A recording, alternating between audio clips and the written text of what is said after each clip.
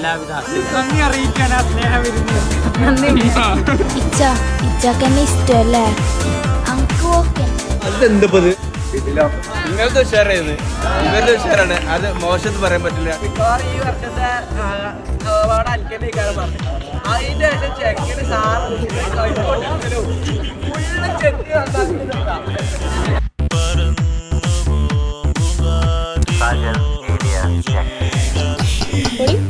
ചെയ്യും.